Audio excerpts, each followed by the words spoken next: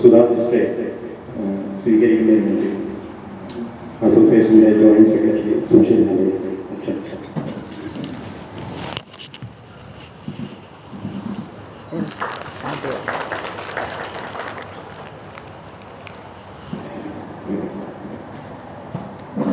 Good evening. Om Shanti. ഞങ്ങൾ എവിടെ നിന്നാണ് വരുന്നതെന്നുള്ളത് എല്ലാവർക്കും അറിയാമെന്ന് വിചാരിക്കുന്നു. ബ്രഹ്മകുമാരീസ്.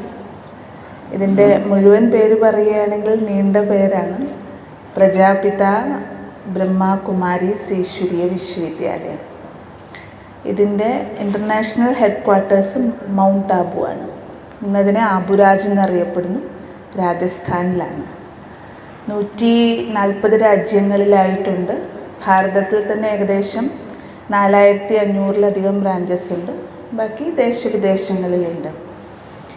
അപ്പം മുഖ്യമായിട്ട് ഇവിടെ ബ്രഹ്മകുമാരീസിൽ ആധ്യാത്മികമായിട്ടുള്ള ജ്ഞാനമാണ് നൽകി വരുന്നത്. അതിൽ മുഖ്യമാണ് രാജയോഗം. രാജയോഗം എന്ന് പറയുമ്പോൾ അതൊരു ജീവിത ശൈലിയും കൂടിയാണ്. ഇതൊരു ലൈഫ് സ്റ്റൈലാണ്. ആ ലൈഫ് സ്റ്റൈൽ ആരംഭിക്കുന്നത് ചിന്തകളിൽ നിന്നാണ്. നമ്മുടെ ജീവിതം ആരംഭിക്കുന്നത് നമ്മുടെ തോട്ട് പ്രോസസ്സിൽ നിന്നാണ്. അപ്പം അതിനെ കേന്ദ്രീകരിച്ചുകൊണ്ടുള്ളതാണ് ബ്രഹ്മകുമാരീസിൽ പഠിപ്പിക്കുന്ന കാര്യങ്ങളെല്ലാം തന്നെ. ഇപ്പോഴും നമുക്ക് 1 മിനിറ്റ് നിശബ്ദമായി തിരുന്ന് നമ്മളുടെ മനസ്സിനെ, ചിന്തകളെ നമ്മുടെ ഉള്ളിലേക്ക് തന്നെ ഏകാഗ്രമാക്കി ഈശ്വരൻ്റെ ഓർമ്മയിൽ ഇരുന്നുകൊണ്ട് ആരംഭിക്കാം. അപ്പോൾ എല്ലാവരും ഇരുന്ന് 1 മിനിറ്റ് സൈലൻ്റായിട്ട്.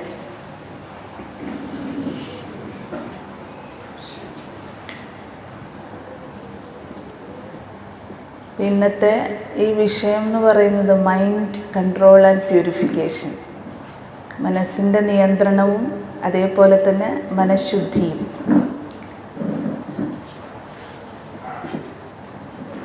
അപ്പം അതിന് ആദ്യം നമ്മൾ മനസ്സെന്താണെന്നൊന്ന് അറിഞ്ഞിരിക്കണം. മനസ്സ് എന്ന് പറഞ്ഞു കഴിഞ്ഞാൽ ചിന്തകളുടെ ഉറവിടമാണ്. മനസ്സ് എന്ന് പറഞ്ഞു കഴിഞ്ഞാൽ ചിന്തിക്കുവാനുള്ള ആത്മാവിൻ്റെ കഴിവാണ്, ശക്തിയാണ്. അതിനെ നമുക്ക് പറയാം ഞാനെന്ന് പറയുന്ന ആളുടെ ഒരു ഫാക്കൽറ്റിയാണത്. ഞാൻ ചെയ്യുന്ന 3 കാര്യങ്ങളാണ്, സട്ടിൽ ലെവലിൽ ഞാൻ ചെയ്യുന്ന 3 കാര്യങ്ങളാണ്. നമ്മൾ ഓരോരുത്തരും ഞാനെന്ന് പറയുന്ന ശക്തി ചെയ്യുന്ന 3 കാര്യങ്ങളാണ്: ചിന്തിക്കുന്നു, തിരിച്ചറിഞ്ഞ് തീരുമാനമെടുക്കുന്നു, അതേപോലെ തന്നെ പ്രവർത്തികൾ ചെയ്യുന്നു. ആ പ്രവർത്തികൾക്കനുസരിച്ചുള്ള ഒരു സ്വഭാവവും രൂപീകരിക്കുന്നു. ഈ 3 കാര്യങ്ങളാണ് സൂക്ഷ്മതലത്തിൽ ഞാനെന്ന് പറയുന്ന ശക്തി, അതായത് നമ്മൾ ഓരോരുത്തരും ചെയ്യുന്നത്. ബാഹ്യമായിട്ട് നോക്കുമ്പോൾ നമ്മൾ പല പ്രവർത്തികൾ ചെയ്യുന്നുണ്ട്. കാണുന്നുണ്ട്, കേൾക്കുന്നുണ്ട്, വായിക്കുന്നുണ്ട്, കൈകൾ കൊണ്ട് കർമ്മം ചെയ്യുന്നുണ്ട്, കാലുകൾ കൊണ്ട് നടക്കുന്നുണ്ട്, ശരീരം കൊണ്ട് പല പ്രവർത്തികൾ നമ്മൾ ചെയ്യുന്നുണ്ട്. ഇതെല്ലാം ബാഹ്യമായിട്ട് നമുക്ക് ഓരോരുത്തർക്കും കാണാൻ പറ്റുന്നതാണ്. പക്ഷെ ഞാനെന്ന് പറയുന്ന ശക്തി സൂക്ഷ്മ തലത്തിൽ ചെയ്യുന്ന 3 കാര്യങ്ങളാണ്: ചിന്തിക്കുക, തിരിച്ചറിഞ്ഞ് തീരുമാനമെടുക്കുക, അതേപോലെ പ്രവർത്തികൾക്കനുസരിച്ചുള്ള ഒരു സ്വഭാവം, ഒരു പേഴ്സണാലിറ്റി രൂപീകരിക്കുക. അപ്പോൾ അതിൽ ആദ്യത്തെ ചിന്തിക്കുക എന്ന കാര്യം ഞാൻ ചെയ്യുമ്പോൾ ആ തിങ്കിങ് ഫാക്കൽറ്റിയെയാണ് മനസ്സ് എന്ന് പറയുന്നത്. ആദ്യത്തെ നമുക്ക് തിരിച്ചറിവ് വരേണ്ടത് ഞാൻ മനസ്സല്ല, ഞാൻ ചിന്തകളല്ല, I am not the thought. പക്ഷെ ഞാൻ ചിന്തിക്കുന്ന ആളാണ്. ഞാൻ ചിന്തകളല്ല, എൻ്റെ ചിന്തകളാണ്. ഈ വേർതിരിവ് നമ്മൾ മനസ്സിലാക്കിയാൽ നമുക്ക് മനസ്സിൻ്റെ മേൽ പൂർണ്ണ കൺട്രോൾ ഉണ്ടെന്ന് അറിയാൻ പറ്റും. ഞാൻ ചിന്തകളാണെന്ന് വിചാരിക്കുകയാണെങ്കിൽ നമ്മൾ ആ ചിന്തകൾക്ക് അധീനമായിട്ട് മാറുന്നു. അപ്പോൾ പിന്നെ ചിലപ്പോൾ സന്തോഷത്തിൻ്റേത് വരും, ചിലപ്പോൾ ദുഃഖത്തിൻ്റേതായിരിക്കും. ചിലപ്പോൾ നമ്മളുടെ മൂഡ് നല്ല മൂഡായിരിക്കും. ചിലപ്പോൾ നമ്മൾ പറയും ഒരു നിരാശയുടെയാണ്, ഒന്നും ചെയ്യാൻ തോന്നുന്നില്ല. അതിൻ്റെ അർത്ഥം എന്താണ്? എൻ്റെ മനസ്സിൻ്റെ ചിന്തകൾക്കനുസരിച്ച്, എൻ്റെ സ്റ്റേറ്റ് ഓഫ് മൈൻഡ് എങ്ങനെയാണോ അതിനനുസരിച്ച് ഞാനായി മാറുന്നു എന്ന് പറഞ്ഞാൽ നമ്മളുടെ ചിന്തകൾക്കനുസരിച്ച് നമ്മളായി മാറുന്നു. വാസ്തവത്തിൽ നമുക്ക് തിരിച്ചാണ് വരേണ്ടത്. ഞാൻ എന്താണോ ആഗ്രഹിക്കുന്നത്, ഞാൻ എങ്ങനെയുള്ളൊരു മാനസിക സ്ഥിതിയാണോ ആഗ്രഹിക്കുന്നത്, സ്റ്റേറ്റ് ഓഫ് മൈൻഡാണോ ആഗ്രഹിക്കുന്നത്, അത് എനിക്ക് അതിൽ നിലനിൽക്കാൻ സാധിക്കണം, അതിലെനിക്ക് ഉറച്ചു നിൽക്കാനായിട്ട് സാധിക്കണം. അത് സാധിക്കണമെന്നുണ്ടെങ്കിൽ ഏറ്റവും ആദ്യം ഞാൻ ചിന്തകളല്ല എന്നുള്ള ഒരു തിരിച്ചറിവ് വരണം. ഞാൻ ചിന്തിക്കുന്ന ആളാണ്. ബ്രഹ്മകുമാരീസിൻ്റെ അഡ്മിനിസ്ട്രേറ്റീവ് ഹെഡായിരുന്നു ദാദി ജാനകിജി. 2021 ദേഹം ത്യാഗം ചെയ്തു മരിച്ചു. പക്ഷേ ദാദി ജാനകിജി 104 വയസ്സ് വരെ ജീവിച്ചിരിക്കുന്നുണ്ടായിരുന്നു. 104 വയസ്സ് വരെ. ദാദിജിയുടെ പ്രത്യേകത most stable mind in the world. ലോകത്തിലെ ഏറ്റവും ശക്തമായ മനസ്സിൻ്റെ ഒരു ഉടമയായിരുന്നു. സ്ഥിതപ്രജ്ഞ മനസ്സ്. ഗീതയിൽ പ്രതിപാദിക്കുന്ന ഒരു ശബ്ദമാണ്, ഒരു വാക്കാണ് സ്ഥിതപ്രജ്ഞ. ഏത് അവസ്ഥയിലും ബാഹ്യമായിട്ടുള്ള പരിതസ്ഥിതികൾ എന്തുമായിക്കട്ടെ, ആന്തരികമായിട്ടുള്ള സ്ഥിതി ഒരേപോലെ. എത്ര അപ്സ് ആൻഡ് ഡൗൺസ് ബാഹ്യമായിട്ട് വന്നാലും ശരി, മനസ്സുകൊണ്ട് എപ്പോഴും സന്തോഷമായിട്ടിരിക്കുക, ശക്തമായിട്ടിരിക്കുക, ശാന്തമായിട്ടിരിക്കുക, മധുരമായിട്ടിരിക്കുക, സഹനശീലതയോടെ ഇരിക്കുക. ഇതാണ് ആ അവസ്ഥയ്ക്ക് പറയുന്നൊരു പേരാണ് ഏകരസം, സ്ഥിതപ്രജ്ഞ. അപ്പം അങ്ങനെ ഒരു മാനസിക അവസ്ഥയോട് കൂടിയ ഒരു വ്യക്തിയായിരുന്നു ദാദി ജാനകിജി. ഇത് ബ്രഹ്മകുമാരീസ് പറഞ്ഞതല്ല, സയൻസ് അംഗീകരിച്ചിട്ടുള്ളതാണ്. 8 മെമ്മറി പവറുള്ള വ്യക്തികളിൽ ഒരാളായിരുന്നു ദാദി ജാനകിജി. ഒരിക്കൽ ദാദി നമ്മൾ റെസ്പെക്റ്റോടുകൂടി വിളിക്കുന്നതാണ്, മൂത്ത സഹോദരി എന്നുള്ള അർത്ഥത്തിൽ. അപ്പോൾ ദാദിജി ഒരിടത്ത് ഒരു യൂണിവേഴ്സിറ്റിയിൽ പ്രഭാഷണം ചെയ്യുന്ന സമയത്ത് ദാദിയുടെ മെമ്മറി പവർ കണ്ടപ്പോൾ അവിടെ ഉണ്ടായിരുന്ന പ്രൊഫസേഴ്സ് ഉണ്ടായിരുന്നു, സയൻറ്റിസ്റ്റ് ഉണ്ടായിരുന്നു. അവർ പറഞ്ഞു, ഞങ്ങൾക്കൊന്ന് ദാദിജിയുടെ മനസ്സിൻ്റെ ഇതൊന്ന് ടെസ്റ്റ് ചെയ്യണമെന്ന് പറഞ്ഞു. അപ്പോൾ ദാദി പറഞ്ഞു, ഹാ ഇസ്മേ സേവാ ഹെ തോ ഭലെ കരോ, നിങ്ങൾക്കിതിൽ കൂടി എന്തെങ്കിലും നേട്ടമുണ്ടാകുന്നുണ്ട് എങ്കിൽ നിങ്ങളത് ചെയ്തോളാൻ പറഞ്ഞു. അങ്ങനെ ദാദിജിയുടെ EEG എടുക്കുകയാണ്, ഇലക്ട്രോ എൻസെഫലോഗ്രാം. പല സമയങ്ങളിൽ പല സ്ഥാനത്ത് വെച്ചിട്ട് ഇതെടുത്തു. ബ്രെയിൻ പ്രൊഡ്യൂസ് ചെയ്യുന്ന വേവ്സ് ഉണ്ട്, ആൽഫ, ബീറ്റ, ഡെൽറ്റ, തീറ്റ. അപ്പോൾ അതിൽ സാധാരണ ഒരു വ്യക്തിക്ക് ഡെൽറ്റ വേവ്സ് ഡീപ്പ് സ്ലീപ്പിൽ മാത്രമേ പ്രൊഡ്യൂസ് ചെയ്യുള്ളൂ. ഡെൽറ്റ വേവ്സ് എന്ന് പറയുന്നത്, ബ്രെയിൻ ഡെൽറ്റ വേവ്സ് പ്രൊഡ്യൂസ് ചെയ്യുന്നു എന്ന് പറഞ്ഞാൽ അതിൻ്റെ അർത്ഥം ചിന്തകൾ വളരെ കുറവായിരിക്കും. ക്വാണ്ടിറ്റി വളരെ കുറവാണ്, ക്വാളിറ്റി ഹൈ ആയിരിക്കും. കാരണം എത്രമാത്രം ചിന്തകളുടെ ക്വാളിറ്റി കുറയുന്നുവോ അതിനനുസരിച്ച് ചിന്തകളുടെ എണ്ണം കൂടിക്കൊണ്ടിരിക്കും, ക്വാണ്ടിറ്റി കൂടും. നെഗറ്റീവ് തോട്ട് എന്ന് പറഞ്ഞു കഴിഞ്ഞാൽ അതങ്ങനെ ഫാസ്റ്റായിട്ട് പോയിക്കൊണ്ടിരിക്കും, ചിന്തിക്കുന്നുണ്ടെന്ന് പോലും അറിയാൻ പറ്റില്ല, അത്രയ്ക്ക് തീവ്രമാണ്. വേസ്റ്റ് തോട്ടാണെങ്കിലും അങ്ങനെ തന്നെ, അൺനെസസറി തോട്ടാണെങ്കിലും അങ്ങനെ തന്നെ. പക്ഷേ ഈ മെഡിറ്റേഷനൊക്കെ ചെയ്യുന്ന വ്യക്തികളുടെ ആണെങ്കിൽ ആ മെഡിറ്റേഷൻ സമയത്ത് അവരുടേത് ഡെൽറ്റ വേവ്സിലേക്ക് വരും. മനസ്സിൻ്റെ അവസ്ഥ അത്രയും ഉയരും. കാരണം ചിന്തകൾ ക്വാളിറ്റി ഉള്ളതായിരിക്കുകയും ചെയ്യും, അതിൻ്റെ ക്വാണ്ടിറ്റി കുറയുകയും ചെയ്യും. ഒന്നെങ്കിൽ ഡീപ്പ് സ്ലീപ്പിൽ അല്ലെങ്കിൽ മെഡിറ്റേഷൻ ചെയ്യുന്ന സമയത്തൊക്കെയാണ് കൂടുതലായിട്ടും സാധാരണ ഒരു വ്യക്തിക്ക് ഡെൽറ്റ വേവ്സ് വരുന്നത്. പക്ഷെ ദാദിജിയുടെ ഏത് സമയത്തും ഡെൽറ്റ വേവ്സാണ്. ആരെങ്കിലും വഴക്ക് പറയുകയാണ് അല്ലെങ്കിൽ ദാദി ഇൻസൾട്ട് ചെയ്യുകയാണ്, ആ സമയത്തും ശരീരത്തിന് എന്തെങ്കിലും ബുദ്ധിമുട്ട് ഉണ്ടാകുമ്പോൾ ആ സമയത്തും അത്രയും ഉയർന്ന തരത്തിലുള്ള ക്വാളിറ്റിയുള്ള സങ്കല്പങ്ങൾ മാത്രമേ ദാദിക്ക് വരുന്നുള്ളൂ. ഉറങ്ങുന്ന സമയത്ത്, സംസാരിച്ചുകൊണ്ടിരിക്കുന്ന സമയത്ത്, വെറുതെ ഇരിക്കുന്ന സമയത്ത്, നടക്കുന്ന സമയത്ത്, കാലിലൊരു ചെറിയ പിന്നുകൊണ്ട് കുത്തിയിട്ട് ആ സമയത്ത് പെട്ടെന്നുള്ള റിയാക്ഷൻ എന്താണ്? ഇതെല്ലാം ദാദിയുടെ പല സിംഗപ്പൂർ, സ്കോട്ട്ലൻഡ്, ഐലൻഡ്, ഇങ്ങനെ പല ഭാഗങ്ങളിൽ ഈ EEGക്ക് ഇത് ചെയ്തു. Delta woman, most stable mind in the world, delta woman, Dadi Janakiji. അപ്പോൾ ദാദിയോട് ചോദിച്ചു, 104ാമത്തെ വയസ്സിലും ദാദി മനസ്സുകൊണ്ട് വളരെ ആക്റ്റീവായിരുന്നു. ആ പ്രായത്തിൻ്റേതായിട്ടുള്ള ശരീരത്തിൻ്റെ ഉണ്ടായിരുന്നെങ്കിൽ പോലും ആധ്യാത്മിക കാര്യങ്ങൾ പറയുന്നതിലോ മറ്റുള്ളവരുമായിട്ട് മീറ്റ് ചെയ്യുന്നതിലോ അതിലൊന്നിലും തന്നെ ദാദിജിക്ക് ബുദ്ധിമുട്ടുണ്ടായിരുന്നില്ല. ആ പ്രായത്തിൻ്റെ ഒരു ഇത് മാത്രമേ ഉണ്ടായിരുന്നുള്ളൂ. അപ്പോൾ ദാദിജിയോട് ചോദിച്ചു, ഇതെങ്ങനെ സാധിക്കുന്നു? അപ്പോൾ ദാദി പറഞ്ഞതാണ്, മനസ്സ് എൻ്റെയാണ്. ഞാൻ എന്തിനെയാണോ എൻ്റെ എന്ന് പറയുന്നത് അതിലെനിക്ക് പൂർണ്ണ അധികാരമുണ്ട്. എൻ്റെ എന്ന് ഞാൻ എന്തിനെ പറയുന്നു അതിനെ എനിക്ക് എങ്ങനെ വേണമെങ്കിലും ഉപയോഗിക്കാം. ഇപ്പോൾ ഇത് എൻ്റെ മൊബൈലാണ്, ഞാൻ മൊബൈലാണെന്ന് ഒരിക്കലും പറയില്ല ഇത് എൻ്റെ മൊബൈലാണ്, അല്ലേ? ഈ മൊബൈൽ എങ്ങനെ ഉപയോഗിക്കണമെന്ന് ഞാനാണ് തീരുമാനിക്കുന്നത്. വേണമെങ്കിൽ എനിക്ക് ഇതിലെങ്ങനെയുള്ളത് കാണണം, ആരെ വിളിക്കണം, എന്ത് ചെയ്യണം, ഈ മൊബൈൽ ആർക്കെങ്കിലും കൊടുക്കണോ, വലിച്ചെറിഞ്ഞ് പൊട്ടിക്കണോ, എന്ത് വേണമെങ്കിലും എനിക്ക് ചെയ്യാം. ആർക്കും എന്നെ ചോദ്യം ചെയ്യാൻ പറ്റില്ല. കാരണം ഇത് ഞാൻ എൻ്റെയാണ്. ഞാൻ പൂർണ്ണ അധികാരം ഇതിൽ പറയുന്നു, പൂർണ്ണ കൺട്രോൾ എനിക്കിതിലുണ്ട്. അപ്പം അതേപോലെ നമ്മളെല്ലാവരും മനസ്സിനെ പറയുന്നത് എന്താണ്? എൻ്റെ മനസ്സ്. ഞാൻ മനസ്സെന്നൊരിക്കലും പറയാറില്ല. അപ്പോൾ ദാദിജി പറഞ്ഞതാണ്, എൻ്റെ മനസ്സാണ്. ഞാൻ എൻ്റെ മനസ്സിനെ ഒരു കൊച്ചുകുട്ടിയെ പോലെയാണ് കാണുന്നത്.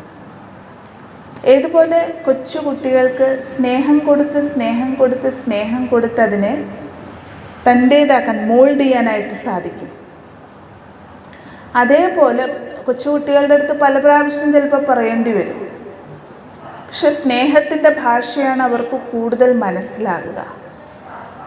സ്നേഹത്തിൻ്റെ ഭാഷയാണ് കുട്ടിയായിരിക്കുമ്പോൾ മുതൽ നമ്മൾ അവരോട് ആ ഭാഷയിൽ നമ്മൾ ഇടപഴകുകയാണ് എങ്കിൽ, വ്യവഹാരത്തിൽ വരികയാണെങ്കിൽ, അതാണ് ഭാവിയിലേക്ക് അവരെ നല്ലൊരു പേഴ്സണാലിറ്റിയുടെ ഉടമയാക്കി മാറ്റുന്നത്. പക്ഷെ പലരുടെ ഒരു തെറ്റായ ധാരണയുണ്ട്, സ്നേഹിച്ചാൽ തലയിൽ കയറും. പക്ഷെ നമ്മളവിടെ സ്നേഹത്തിൻ്റെയും ഡെഫിനിഷൻ മാറ്റിക്കളഞ്ഞു. അറ്റാച്ച്മെൻ്റ് എന്നുള്ളത് വേറെയാണ്, ലവ് എന്ന് പറയുന്നത്, സ്നേഹം എന്ന് പറയുന്നത് വേറെയാണ്.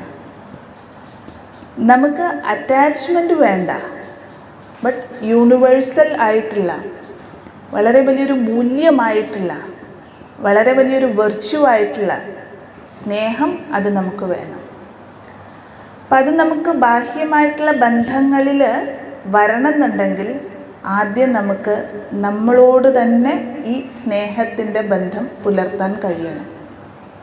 അപ്പോൾ ദാദിജി പറഞ്ഞതാണ്, ഞാൻ എൻ്റെ മനസ്സിനെ ഒരു കൊച്ചുകുട്ടിയെ പോലെയാണ് കാണുന്നത്. അതിന് ഞാൻ സ്നേഹം കൊടുത്ത് എൻ്റേതാക്കി മാറ്റി. ഞാൻ നിങ്ങളോട് ചോദിക്കുകയാണ്, നിങ്ങൾക്ക് ഏറ്റവും പ്രിയപ്പെട്ട ഒരു വ്യക്തി, ഏറ്റവും പ്രിയപ്പെട്ട, വളരെ ക്ലോസ് ആയിട്ടുള്ള ആൾ വിഷമിക്കുന്നത് കാണുമ്പോൾ എന്താ ചെയ്യാറ്? സ്വയം വിഷമിക്കും. അവിടെയാണ് നമുക്ക് തെറ്റുവരുന്നത്. എനിക്ക് ഏറ്റവും പ്രിയപ്പെട്ട ആൾ വിഷമിക്കുന്നത് കാണുമ്പോൾ ഞാനും കൂടി വിഷമിക്കുകയാണ് എങ്കിൽ എന്താ പറ്റുക? എനിക്ക് അവരെ സഹായിക്കാൻ പറ്റുമോ? വേറെന്താ ചെയ്യാറ്? അവരെ ഒന്ന് ആശ്വസിപ്പിക്കും. അറ്റ്ലീസ്റ്റ് നമ്മൾ നമ്മുടെ അടുത്തില്ല എങ്കിൽ ഫോണെങ്കിലും വിളിച്ച് ചോദിക്കില്ലേ, എന്ത് പറ്റി?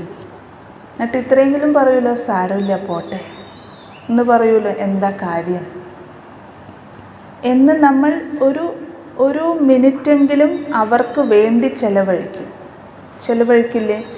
അതൊരു സ്നേഹത്തിൻ്റെ അടയാളമല്ലേ?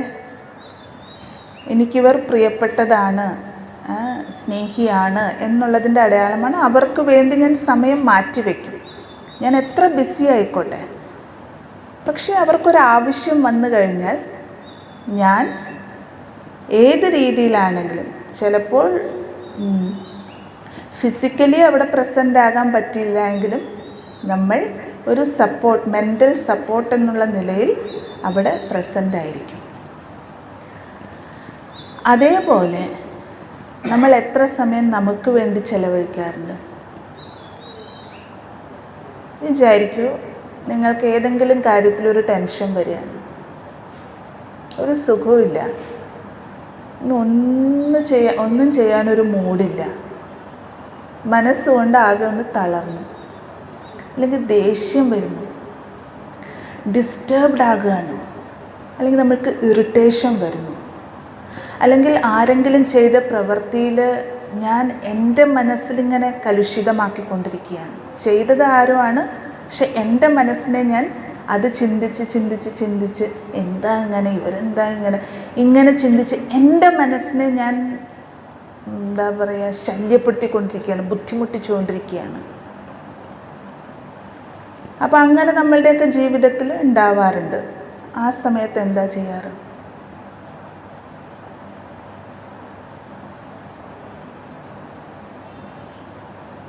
ഒന്നിരുന്നിട്ട് സ്വന്തം മനസ്സിനോട് ചോദിക്കാറുണ്ടോ, എന്ത് പറ്റി മനസ്സ്, എന്ത് പറ്റി, എന്തിനാ ദേഷ്യം വരുന്നേ, എന്ത് കാര്യം കാരണമാണ് എന്ന് ഒരു സെക്കൻഡ് ഒന്ന് പോസ് ചെയ്തിട്ട്, ദേഷ്യപ്പെടുക എന്നുള്ള അതിനൊന്ന് പോസ് ചെയ്തിട്ട്, കാരണം ആദ്യം ചിന്തകളാണ് വരുന്നത്, എന്നിട്ടേ നമ്മുടെ പ്രവൃത്തിയിലേക്ക് വരുള്ളൂ. അപ്പോൾ ആ പ്രവൃത്തി ഒന്ന് പോസ് ചെയ്തിട്ട് സ്വന്തം മനസ്സിനോട് ചോദിക്കാറുണ്ടോ, എന്ത് പറ്റി, എൻ്റെ കാരണം അറിയാനൊന്ന് ശ്രമിക്കാറുണ്ടോ, എന്നിട്ട് കുറച്ച് സമയം നിശബ്ദമായിട്ടിരിക്കാൻ നോക്കാറുണ്ടോ, ഒരു മിനിറ്റ് നേരത്തേക്ക്. കൂടുതൽ സമയമൊന്നും വേണ്ട, അരമണിക്കൂർ 1 മണിക്കൂർ ഒന്നും വേണ്ട. നമ്മൾ ക്വാളിറ്റി ടൈം, ഇപ്പോൾ സാധാരണഗതിയിലും മക്കളോട് ക്വാളിറ്റി ടൈം സ്പെൻഡ് ചെയ്താൽ മതി എന്ന് പറയും. നമുക്ക് കുറേ സമയമൊന്നുമില്ല എങ്കിലും ക്വാളിറ്റി സമയം, അരമണിക്കൂർ അല്ലെങ്കിൽ 10 മിനിറ്റ് ഇരിക്കുന്ന സമയത്ത് അവരുടെ കൂടെ ആയിരിക്കണം. അപ്പം അതവർക്ക് എന്നോടൊപ്പമുണ്ട് എന്നുള്ള ഫീലിംഗ് ഉണ്ടാക്കി കൊടുക്കും. അതേപോലെ ഞാൻ എൻ്റെ മനസ്സിന് വേണ്ടിയിട്ട്, എനിക്ക് വേണ്ടിയിട്ട് സമയം മാറ്റിവെക്കാറുണ്ടോ? എനിക്ക് എന്നോട് തന്നെ സ്നേഹം എന്ന് പറഞ്ഞാൽ അതാണ്. കാരണം എനിക്ക് മറ്റുള്ളവരോട് സ്നേഹം, എൻ്റെ കൂടെയുള്ളവരോട് സ്നേഹം എന്ന് പറഞ്ഞു കഴിഞ്ഞാൽ ആദ്യം അത് എൻ്റെ ഉള്ളിൽ നിന്നും വരുന്നതാണ്. എനിക്ക് എന്നോട് തന്നെ, ഞാൻ വളരെ ഡിസ്റ്റർബ്ഡ് ആയിട്ടുള്ള മൂഡിലാണ്, അപ്പോഴാണ് പ്രിയപ്പെട്ട ആൾ വരുന്നത്. അത് ആരും ആയിക്കോട്ടെ, അമ്മയായിക്കോട്ടെ, അച്ഛനായിക്കോട്ടെ, മക്കളായിക്കോട്ടെ, ഹസ്ബൻഡായിക്കോട്ടെ, അല്ലെങ്കിൽ വൈഫായിക്കോട്ടെ, ആരും ആയിക്കോട്ടെ.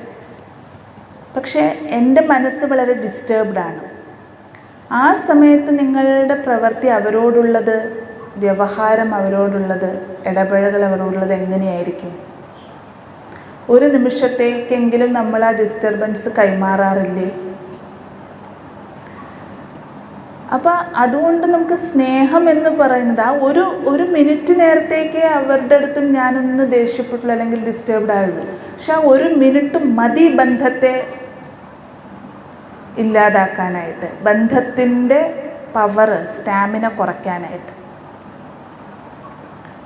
റിലേഷൻ കെട്ടുറപ്പുള്ളതാക്കണം എന്നുണ്ടെങ്കിൽ അതിൽ നമ്മളുടെ ചെറിയ ചെറിയ നിമിഷങ്ങൾ പോലും ശ്രദ്ധിക്കേണ്ടതായിട്ടുണ്ട്. അത് തുടങ്ങേണ്ടത് നമ്മളുടെ തന്നെ ചിന്തകളിൽ നിന്നാണ്. ഞാൻ എൻ്റെ മനസ്സിനെ എത്രമാത്രം സ്റ്റേബിളാക്കി വെക്കുന്നു, ഞാൻ എത്രമാത്രം എൻ്റെ മനസ്സിനെ വളരെ ഹാപ്പിയാക്കി വെക്കുന്നു, പവർഫുള്ളാക്കി വെക്കുന്നു, അതിനനുസരിച്ചാണ്. അപ്പം മൈൻഡ് കൺട്രോൾ തുടങ്ങുന്നത് അവിടെ നിന്നാണ്. ആദ്യം നിങ്ങൾ ചെയ്യേണ്ടത് തനിക്ക് വേണ്ടി സമയം മാറ്റിവെക്കുക.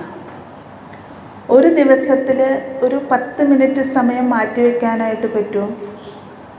ആ 10 മിനിറ്റ് ഒരുമിച്ച് വേണമെന്നില്ല.